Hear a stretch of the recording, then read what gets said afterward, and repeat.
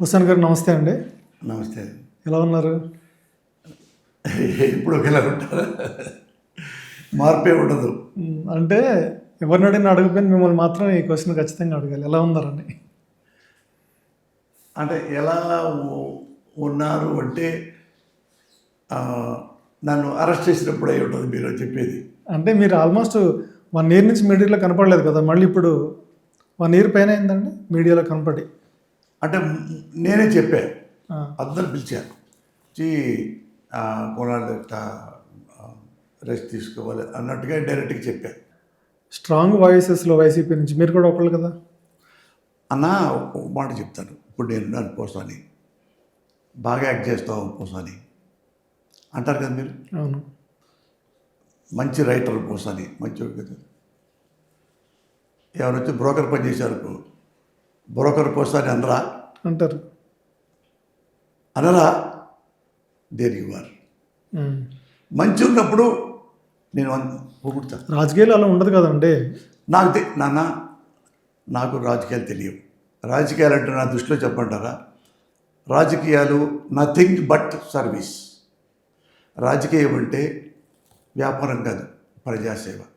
ఇవన్నీ సినిమాల్లో మీరు డైలాగులు వేయడానికి బాగుంటాయి, కానీ పాలిటిక్స్ అలా నడుస్తున్నాయి. ఇప్పుడు కరెంట్ పాలిటిక్స్ అలా ఉన్నాయా? నాకు అలాగే ఉంటా, నేను అలాగే ఉంటా. ఎందుకు చెప్పంటారా? ఎగ్జాంపుల్ చెప్పానా? మీరు ఏమన్నా చెప్పండి, నాకు పాలిటిక్స్ అంటే అదే. మీరు చెప్పినవన్నీ ఫాలో అవుతున్న ఒక పొలిటీషియన్ పేరు చెప్పండి ఇప్పుడు. నేను అన్నా, వాళ్ళు పోయి ఎక్కడో బ్యాడ్ థింగ్స్ చేస్తున్నారని నేను బ్యాడ్ థింగ్స్ చేస్తానా? ఇప్పుడు దానికి ఎగ్జాంపుల్ చెప్తాగా. ఒక ఎగ్జాంపుల్ చెప్పు, పోసాని అని చెప్పు. పోసాని చెప్తాను, చెప్పండి. చిరంజీవి గారు మా సినిమా కుటుంబ సభ్యుడు కాబట్టి ఆయన నేనంటే ఇష్టం కాదు పిలిచి ఆయన తెలియకుండానే అనౌన్స్ చేశాడు ఎమ్మెల్యే టికెట్. ఎందుకు? మురళి మంచోడు, హానెస్టు, లంచగొడ్డి కాదు, అవినీతిపరుడు కాదు, అసెంబ్లీలో కూడా 10 మంది సమాధానం చెప్తాడు అన్న భావనతో పవన్ కళ్యాణ్ చెప్పాడు, నాకు చిరంజీవి గారు చెప్పారు. అప్పుడు ఎలక్షన్కి వెళ్ళా చిలకలూరిపేట. అక్కడ పెద్దవాళ్ళు ఉంటారు కదా, పెద్ద పెద్ద వాళ్ళు, రాజకీయ నాయకులు, పండితులు. మురళి గారు మనం చేద్దాము, అయితే మనకి కొంచెం వాళ్ళకి డబ్బులు ఇవ్వాల్సి ఉంది, అలా మందు బాటిల్స్ అయ్యి కాటన్ గేటన్ అంటారు, మందు బాటిల్ అంటారు, కాటన్ పెట్టి మందులు అవి పంపించాలి అంటే, అన్నెందుకు నేను ఎందుకు పంపించాలండి అన్న. నేను ఎందుకు పంపించాను? అది మీరు ఎమ్మెల్యే నుంచున్నారు కదంటే, నేను తాగను, తాగించను, నేను డబ్బులు ఇవ్వను, ₹1 కూడా.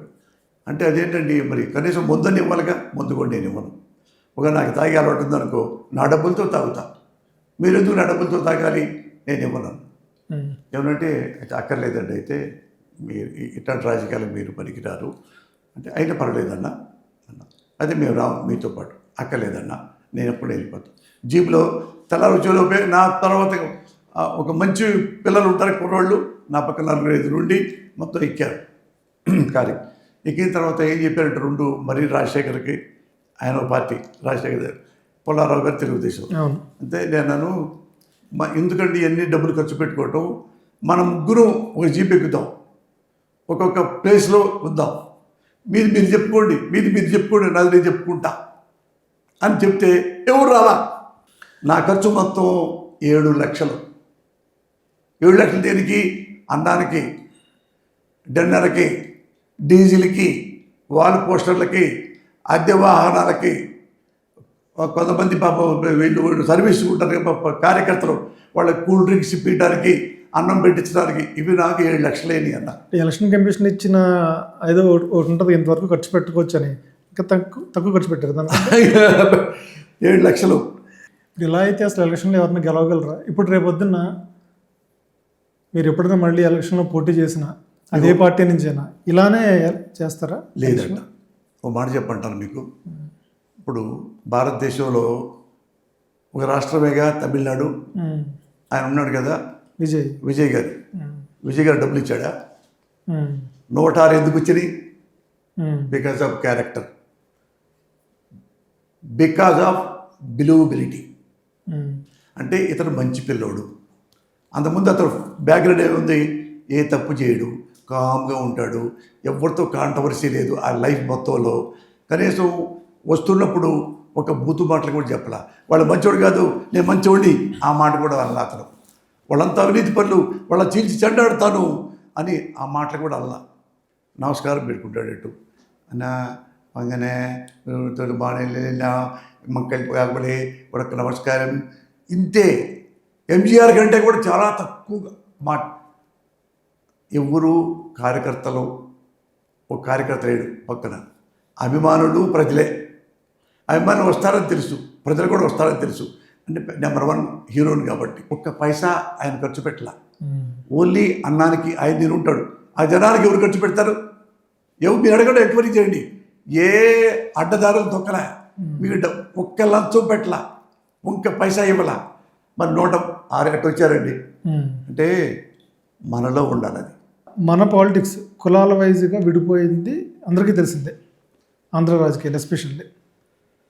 అలా విడిపోయిన తరుణంలో ఇక్కడ అంత నిజాయితీగా ఉండి, ఎంత నిజాయితీగా ఉన్నా సరే ఆ క్యాస్ట్ పాలిటిక్స్ వల్ల, దానివల్ల అసలు ఆంధ్రాలో ఆ స్పేస్ ఉందో, ఒక నిజాయితీగా వచ్చి నేనేం డబ్బులు ఖర్చు పెట్టను, నేనేం మందేవను, నేను నా నిజాయితీ నచ్చితే ఓటేయండి అని గెలిచే పరిస్థితి నిజంగా ఉందా? నిజాయితీగా చెప్పండి అన్నా.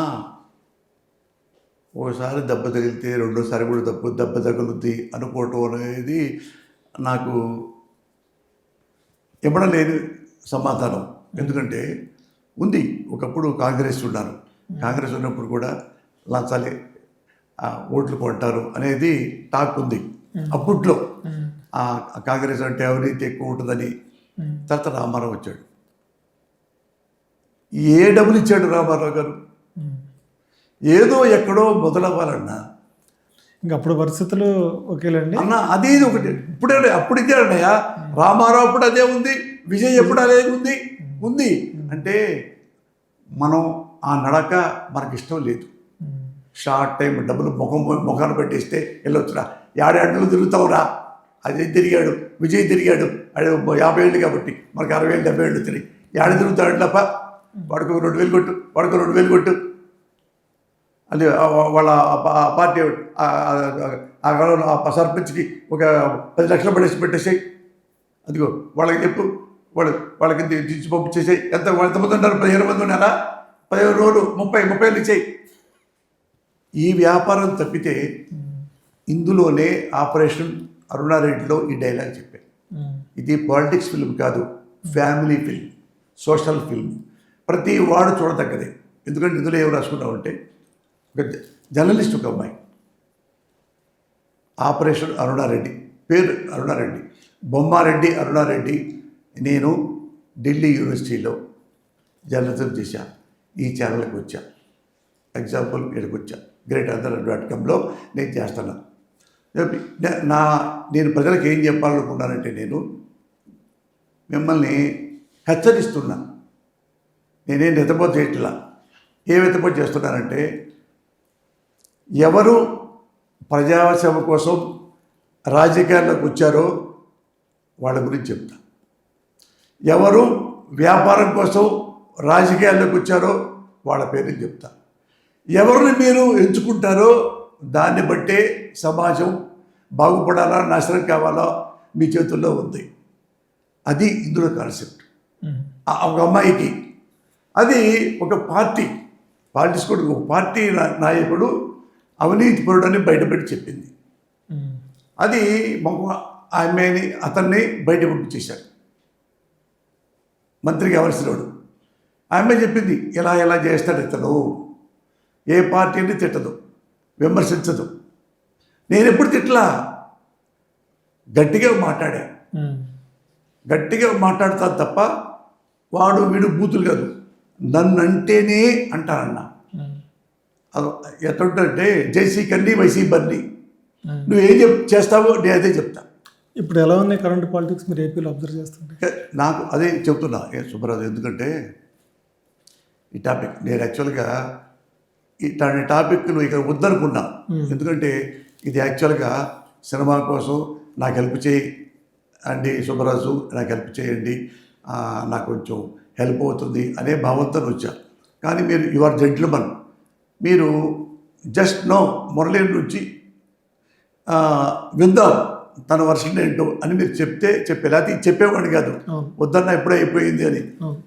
కన్ను తెరిస్తే జననం, కన్ను మూస్తే మరణం, రెప్పపాటే ఈ ప్రయాణం. నాకు నటన చూసావా, నటన అనేది నాకు చేత కాదు. ఇది జీవితంలో నటన తెర మీద బాగా చేస్తాను కానీ విడిగానే చేయలేను, మనిషిగా ప్రవర్తిస్తా. మీరు అరెస్ట్ అయిన తర్వాత జగన్ గారు మీ మేడంతో ఫోన్ చేసి మాట్లాడి కన్సర్న్ అంతా చూపించి ధైర్యంగా ఉండమని చెప్పి మరి జరిగినాయి కదా. బయటకు వచ్చిన తర్వాత మీరు తర్వాత జగన్ గారిని కలిసారా? అన్ని మాట్లాడతాం కదా అన్న, కలుపుతాం, పర్సనల్గా కలిసారా? అన్నీ కలిసాము, మాట్లాడాం.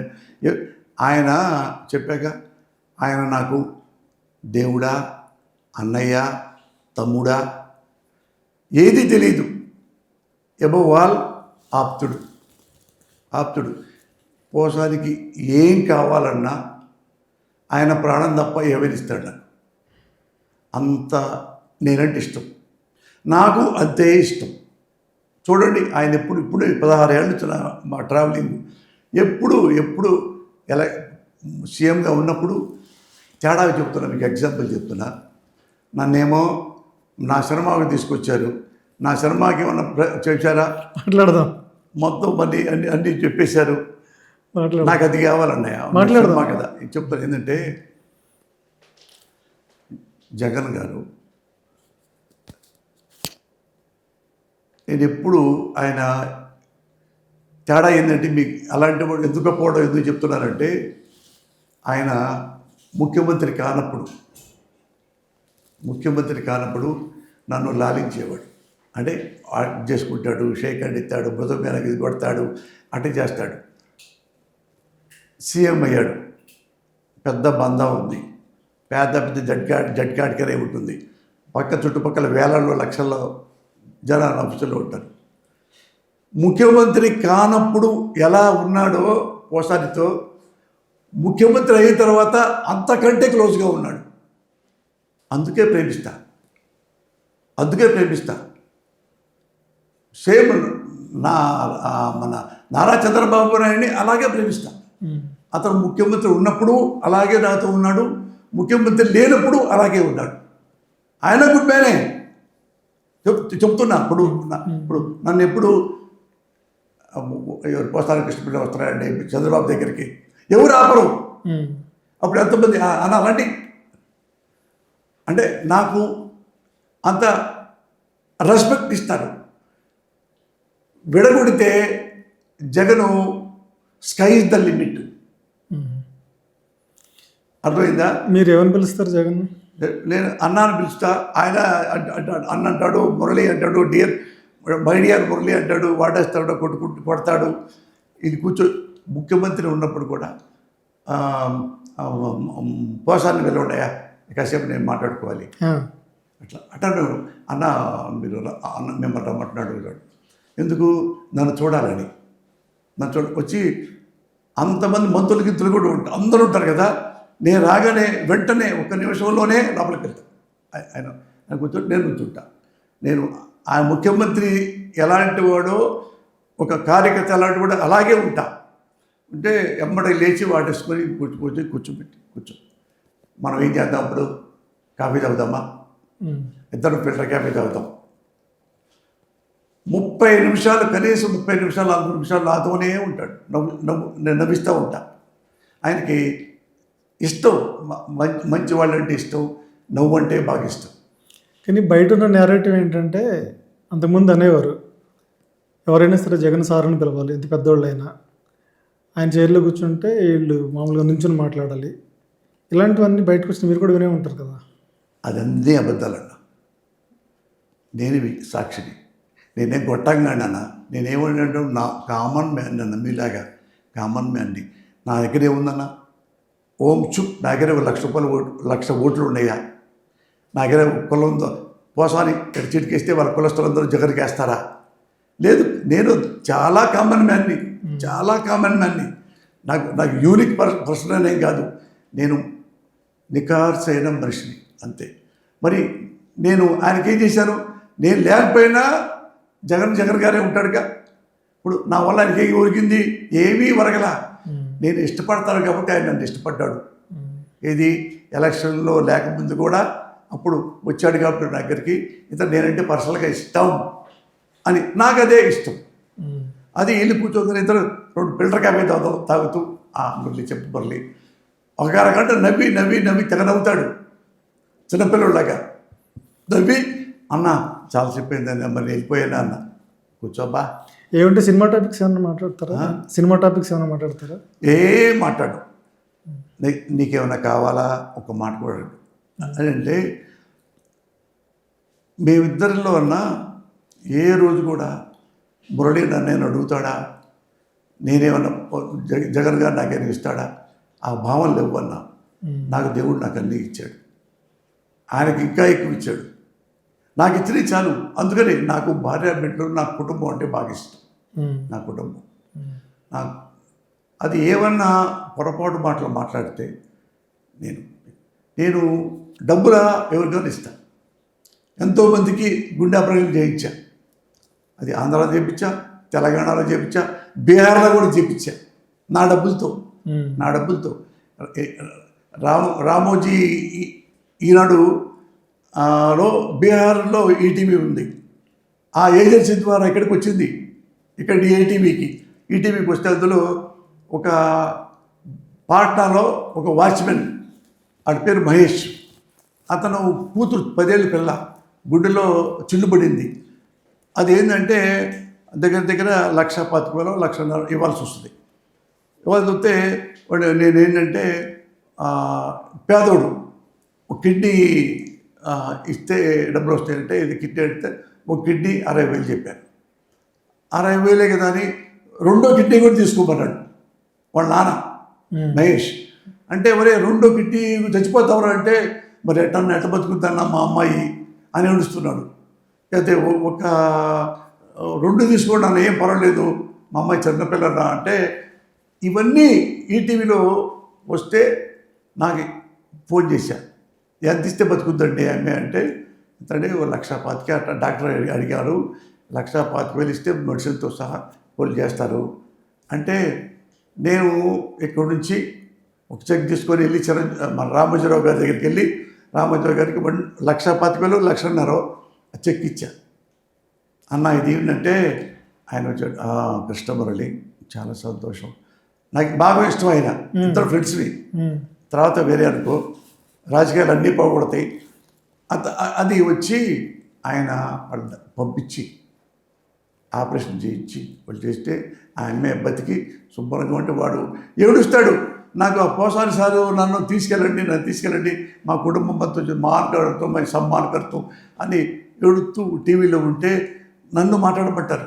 నువ్వు ఉద్దయ్య మొన్నే ఆపరేషన్ అయింది, రైల్లో రావాలంటే 2 గంటలు పట్టు 2 రోజులు పట్టుద్ది రైల్లో రావాలంటే బీహార్ నుంచి, అందుకని నేను వస్తాను, నేను వచ్చినప్పుడు మీ ఇంటికి వస్తాను అంటే లేదు సార్, అయితే సార్ నాకు ఫోటో ఇవ్వమను, నేను పెట్టుకుంటా, అదే మా ఇంట్లో పెట్టుకుంటా దేవుడి పక్క అంటే వాడు కట్ చేసి ఇచ్చి దేవుడి పక్క పెట్టుకొని ఇచ్చాడు.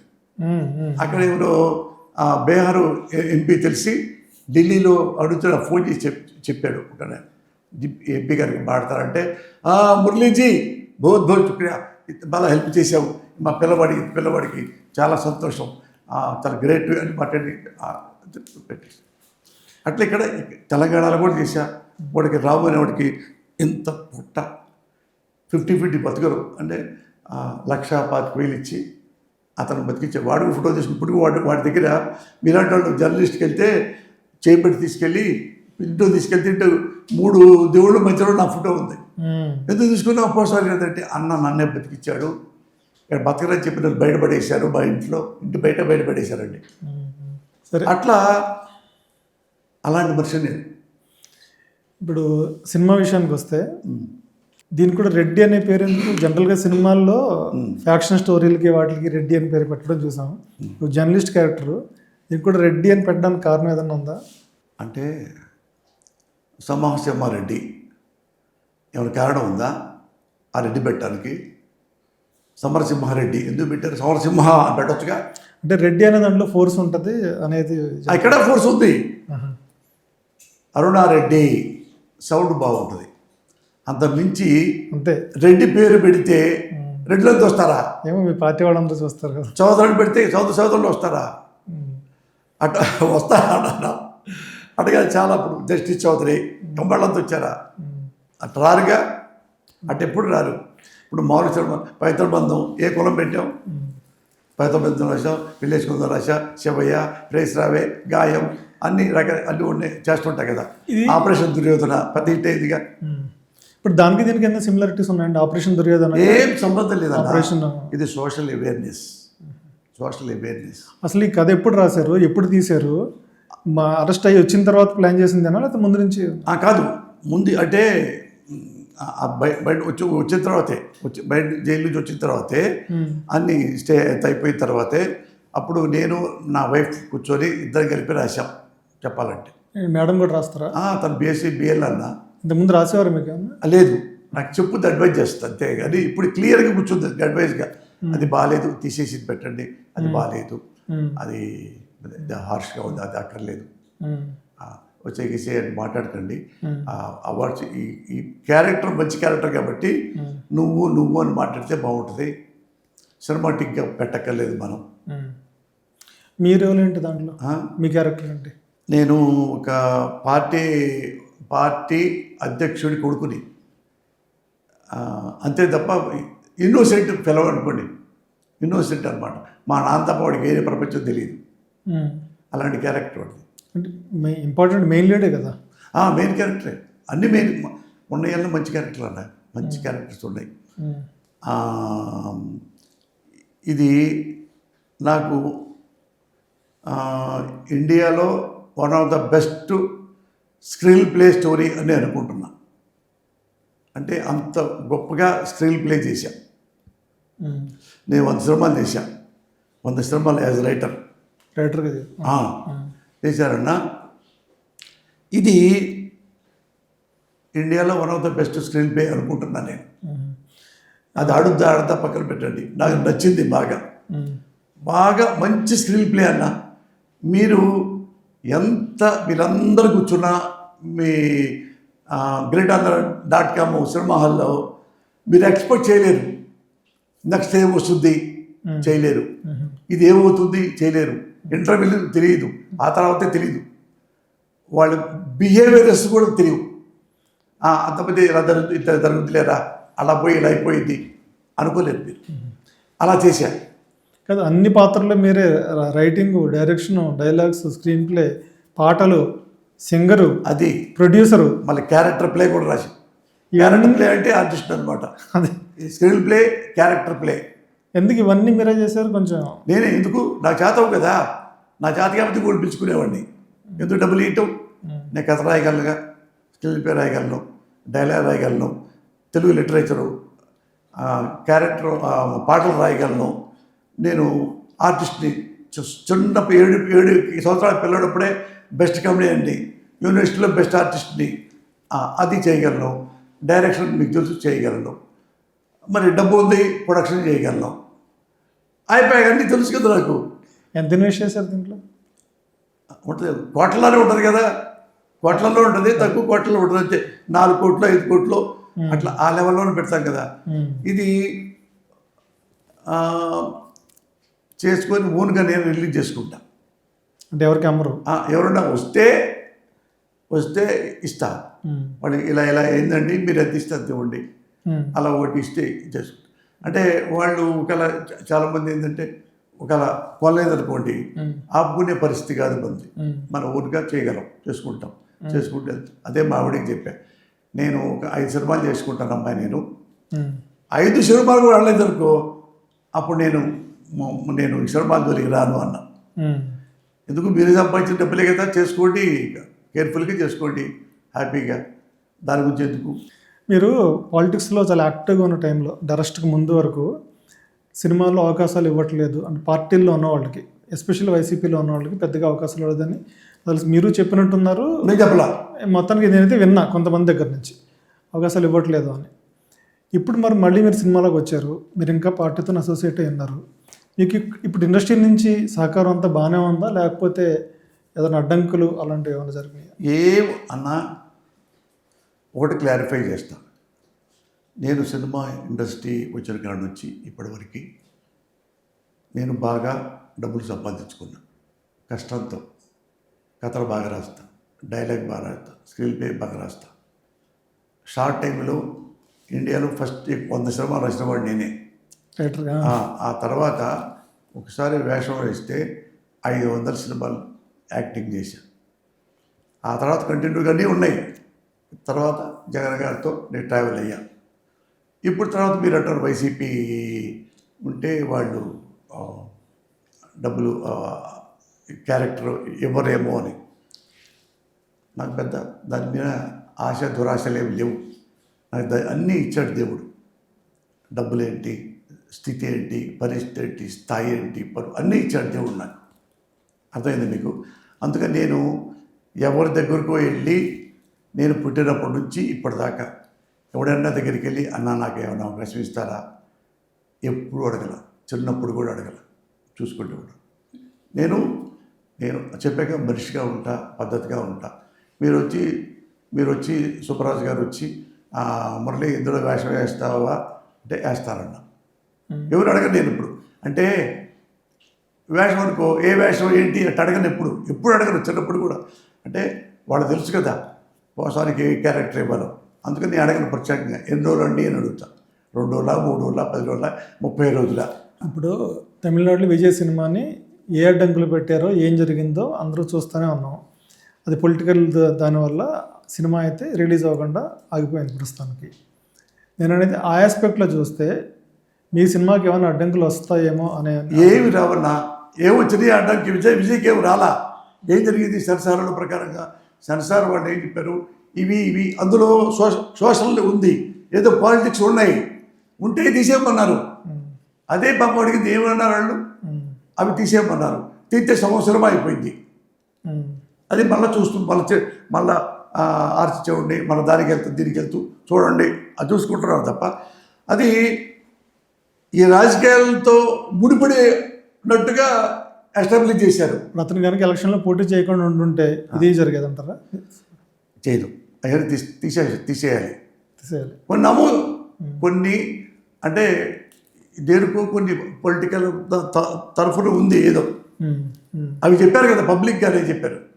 వాళ్ళు కూడా చెప్పారు కదా సంస్థలు కూడా, ఇది ఉందండి, అది అయిపోతే మనం తీసేసుకుంటాం, తీసేయండి అని అబ్జెక్షన్ పెట్టారు తప్ప కోర్టులో కూడా చెప్పారు కదా.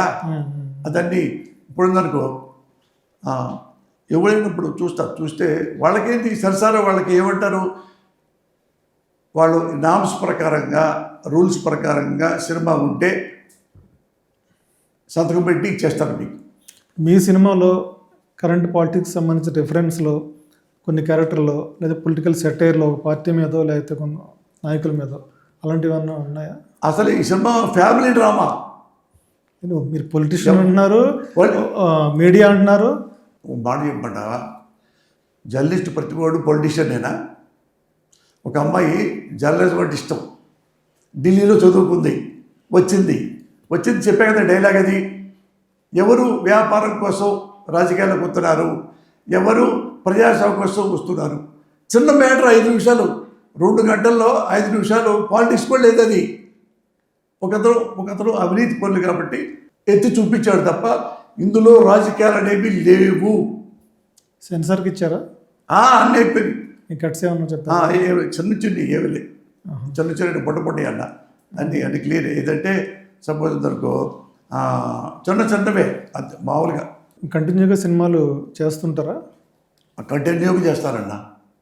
కంటిన్యూగా ఒక సినిమా చేసుకున్నా అంటే దేవుడి దయ వల్ల నేను అన్ని సెటిల్గా ఉన్నా తెలుగు సినిమా ఇండస్ట్రీలో. సంవత్సరానికి ఒక సినిమా చేసుకుందాము, అందుకని అదే ఓన్ రిలీజ్ చేసుకుందాము. మనం బాగా మంచి కథ చేసి సినిమా బాగా ప్రమోట్ చేస్తే సినిమా ఆడుతాయి. అదే నా నమ్మకం. 1, 2, 3, 4 సంవత్సరానికి 1, 2 చేసుకుంటూ వెళ్ళిపోతాను. ఇక్కడ ఎవరైనా వేషం ఇచ్చినా ఇంకోటైనా అవన్నీ చేస్తా. వేషం చేస్తా, క్యారెక్టర్లు కూడా ఏదైనా నేను చిన్న పెద్ద ఏం చూసుకోను. 1 రోజైనా 2 రోజులైనా 10 రోజులైనా చేసుకుంటూ వెళ్తాను. నా వర్క్ నేను చేసుకుంటూ వెళ్తాను. ఇంకా ఎక్కడికి వెళ్ళడాను సుబ్బరాజు గారు నేను ఇంకా అంటే ఆ పాలిటిక్స్ అనేది అది అంటే పాలిటిక్స్ అనేది ఎందుకు మీరు వచ్చారు అంటే పాలిటిక్స్ అంటే నథింగ్ బట్ సర్వీస్. అంటే మన కోసం ఎవరు అన్ని ప్రతి పౌరుడి కోసం భారతదేశంలో పుట్టిన ప్రతి బిడ్డ కోసం కూడా పాలిటిక్సే. You should not forget that. అది ఏమయ్యా అంటారు, ఏమయ్యా పాలిటిక్స్ మనకి ఎందుకయ్యా, ఏమయ్యా మనకి వ్యవసాయం ఎందుకయ్యా, మనకు ఉద్యోగం ఎందుకయ్యా. ఉద్యోగం లేకపోయినా పర్వాలా, వ్యాపారం లేకపోయినా అది పర్వాలేదు, వ్యవసాయం పర్వాలేదు, ఇంకో పని చేసుకోవచ్చు. పాలిటిక్స్కి ఆల్టర్నేట్ లేదు. Politics means politics.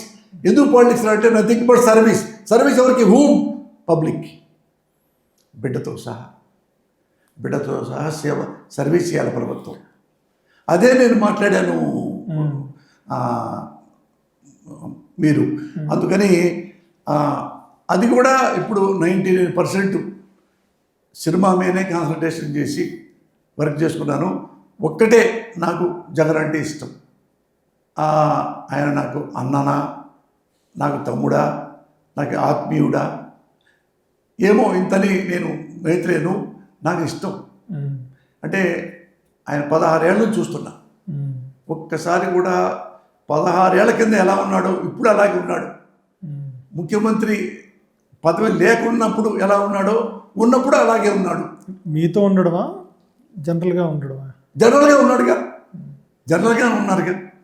5 ఏళ్లలో ఎప్పుడు ఆయన మోసాలు చేశాడని లేదుగా, అవినీతి పనులు చేశాడని లేదుగా, అన్నీ చాలా చాలా చేశాడుగా. అది నాకు నచ్చింది. ఇప్పుడు ఇంక మీరు ఈ సినిమాలు చేసుకుంటూ ఉంటారు, దీంతో పాటు పాలిటిక్స్లో కూడా యాక్టివ్గానే ఉంటారు. ఏదన్నా అవసరం వచ్చినప్పుడు మాట్లాడడం ఎక్కడ కూడా చేయడానికి లేదండి. ఇప్పుడు నాలాంటి వాడు 100 మంది ఉన్నా జగన్కి సరిపోడు. ఆయన మేమున్నా లేకపోయినా, పోసాన చచ్చినా బతికినా ఆయన ప్రజాసేవ గురించే థింకింగ్ చేస్తాడు. ఎందుకు చేస్తాడంటే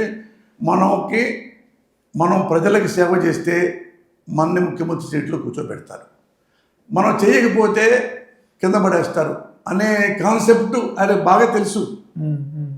కాబట్టి ఆయన వాచ మనస్ఫూర్తిగా ప్రజాసేవ చేస్తాడు తప్పితే ఓట్ల కోసం ప్రజాసేవ చేయడు. అది నేను నమ్మిన విషయం. అది ఆయన చూసిన తర్వాత. అందుకని ఆయనతో ప్రేమిస్తాను తప్పితే, మీ సినిమాలు చేసుకుంటాను తప్పితే ఈ డర్టీ పాలిటిక్స్, ఇంకో పాలిటిక్స్ నేను చేయను. అదే ఫైనల్గా ఈ పాలిటిక్స్ పక్కన పెడితే మీ ఆపరేషన్ అరుణారెడ్డి సినిమా ఎందుకు చూడాలి జనాలు థియేటర్కి వచ్చి? ఇదా సినిమా చూడటానికి ఇష్టపడేవాళ్ళు సినిమా కొత్తగా ఉండాలని కోరుకుంటారు, బాగుండాలని కోరుకుంటారు. ఆ రెండే, బాగుండాలి, కొత్తగా ఉండాలి, అంతకుముందు చూసినట్టు ఉండకూడదు అనేది. అలా కథ రాశా. ఈ కథ ఎవరు ఎంత తెలివితేటలో ఉన్నాడైనా కూర్చుంటే వాళ్ళు టెన్షన్తో అరే ఏం జరిగింది, దీని తర్వాత ఏం జరిగింది అనేవి. స్క్రీన్ ప్లే నా జీవితంలో ఉన్న ద బెస్ట్ స్క్రిప్ట్ ఇది. ఎవ్వరు వాళ్ళు ఎక్స్పెక్ట్ చేయలేరు, మీరు కూడా చేయలేరు. అంతా మీరు చదువుకున్న వాళ్ళైనా ఎక్స్పెక్ట్ చేయరు. సినిమా అవగాహన ఉన్నా కానీ మీరు చేయలేరు. లాస్ట్కి ఒక అరగంటకి మీకు తెలియకుండానే మీ కన్నీళ్ళు వస్తాయి, టీయర్స్ లాగా. అంటే అప్పుడు ప్రేస్ రావిలో రాలా, రైలు కింద పడి హార్ట్ ఇస్తుంటాడు శ్రీకాంత్, నేనే రాసింది కదా మాటలో స్క్రీన్ ప్లే. అది లాస్ట్లో కన్నీళ్ళు వచ్చింది, దానివల్ల సూపర్ హిట్ అయింది సినిమా. ఇది అలాగే ఉంటుంది.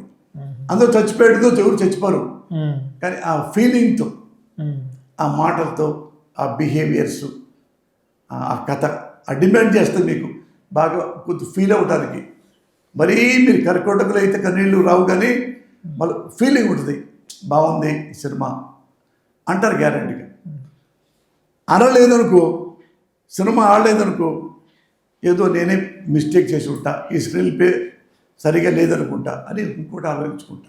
సినిమాలు తీయడం ఆపారు, ఒకవేళ ఇది పాస్ అవ్వకపోయినా సినిమా తీస్తారు. అప్పుడు ఎందుకు ఇప్పుడు శ్రావణ మాసం సినిమా తీసా ఫస్ట్ డైరెక్షన్ అట్టర్ ఫ్లాప్ అయింది, అంటే ఫ్లాప్ అయింది, డబ్బులు పోయింది, ఆగలేదుగా. వెంటనే ఆపరేషన్ దుర్యోధన చేశాక వెంటనే ఆపరేషన్ దుర్యోధనే ఇంత ఖర్చు పెట్టి తీస్తే ఆడలేదే అని అందులో సగం డబ్బులతో తీసేది 1,25,000 1,25,00,000 ఎవడు ఎక్స్పెక్ట్ చేయలే. కాంపాక్ట్గా తీసి పెడితే అది 100 రోజులు అడింది.